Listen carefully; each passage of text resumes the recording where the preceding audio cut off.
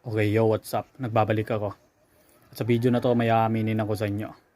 May aaminin ako. Okay, sa video na to, din ako mag-i-intro. Dahil alam kong kilala mo na ako. Isa ka sa mga subscriber dito sa channel na ito.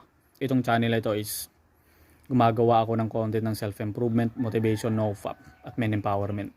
Aaminin ako sa inyo. Itong buwan na ito, this month, paano relapse ako sa journey ko. Paano relapse ako sa journey ko sa no-fap. Hindi ako nagsisinungaling sa inyo, seryoso to. Nag-relapse ako kahapon. Nag-relapse ako kahapon sa journey ko sa NoFap. At yung relapse na yon is wala akong nakikitang emotion. Wala akong naiepektuhang emotion. Wala akong nararamdamang emotion. O negative emotion. At wala akong nararamdamang disappointment sa sarili ko. Dahil alam ko nagiging grateful ako sa sarili ko at tinanggap ko yung pagre-relapse ko. Dahil wala naman talagang choice eh. Wala naman talaga tayong choice kundi tanggapin na lang yung relapse natin tapos mag-move on tayo. So malamang nagtataka ka sa akin, nagdududa ka sa akin na sa pagbalik ko dito sa channel na ito is na meron na naman akong bagong content na video tungkol sa relapse. I know malamang sa malamang naiinip ka sa akin dahil hindi na naman ako nag-upload ng anumang topic dito sa channel na ito. Sabi ko lang sa sarili ko na pasensya na. Pasensya na sa sarili ko dahil nagre-relapse na naman ako. Ito na yung topic na ito na yung topic na panay upload ko dito sa channel na ito. Dahil yung mga panahon na yon is marami akong ginagawa. Tapos palagi na lang ako nag-iisa sa bahay. At once na palagi akong nag-iisa sa bahay, hindi na parehas ng dati na meron akong awareness. Dahil yung mga panahon ng last relapse ako is nawawalan ako ng awareness dahil sa anxiety ko. Yan yung totoo. Okay, malamang sa malamang inuulit ko na ito. Yung sinasabi ko dito sa panay relapse ko sa video nito sa mga channel na ito. Walang perfectong tao. So hindi ako susuko sa inyo na paulit-ulit ko sinasabi sa inyo na walang perpektong tao. Walang perpektong tao dito sa mundo. Sa journey natin. Dahil yung relapse kasama natin sa journey natin yan. Kasama yan sa NoFap journey mo. Dahil kung ikaw bro, kung takot ka mag-relapse at hindi mo matanggap yung relapse na sa journey mo, malamang sa malamang para ka na lang hindi nagno-NoFap. Dahil ang relapse bro, parte na yan ng journey natin.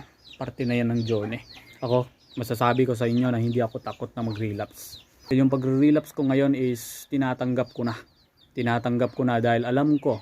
Dahil once na nadi-disappoint ako sa sarili ko, malamang sa malamang, para ko na lang sinasaksak yung sarili ko. Yung pagiging malungkot. Ini-cheer up ko yung sarili ko sa pag-relapse ko into na positive things, into na positive thoughts, sa positive na pag-iisip.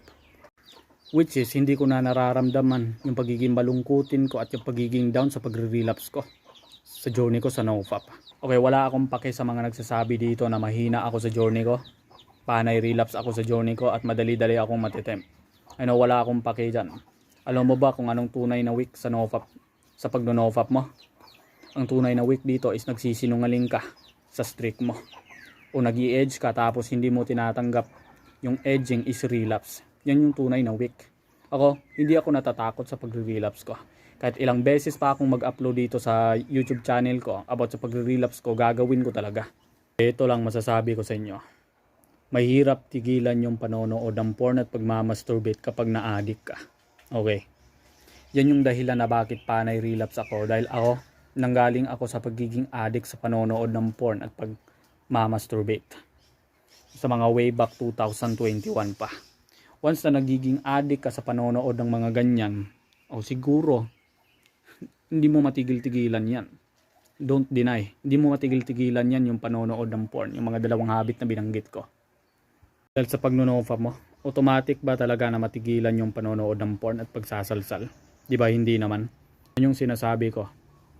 Ang hirap tigilan yung panonood ng porn at pagmamasturbate, pero hindi ako sumuko sa sarili ko. Never na never akong susuko para sa sarili ko. Na dahil alam ko na mayroon pang panahon na wala na ako sa pagiging addict ko sa panonood ng porn. At karoon ng sariling freedom para sa akin. Hindi ako sumuko sa sarili ko na gusto kong tigilan yung panonood ng porn. Kaya nga meron akong purpose na bakit ako nag-NoFap. Meron din purpose na bakit ako nag-relapse. Kahit pinangako ko na sa sarili ko na itinaga ko na sa bato na hindi na ako magnonood ng porn at hindi na ako magmamasturbate. Palya pa din. So, yan yung masasabi ko. Mahirap tigil-tigilan yan kapag nagiging addict ka. Alam nyo, ito ay totoo. Proud ako sa mga taong hindi nanonood ng porn. Proud ako sa mga taong hindi nagjajakol. At proud ako din sa mga taong nakikita nila ng maaga kung ano talaga yung masama sa panonood ng porn at pagmamasturbate. Kung ikaw yung tao na yon, malamang sa malamang proud ako sa iyo. Dahil hindi mo ginagawa yung mga habit na yon. Okay mga bro, itong relapse ito is hindi ko dapat ito alalahanin. No, malamang sa malamang nagiging grateful ako. I know, I just want to say na babawi pa din ako sa relapse na ito. Hindi ako susuko na tigilan tong dalawang habit na ikakasira sa aking buhay. So, yan na muna sa ngayon. Next week ulit. Stay safe.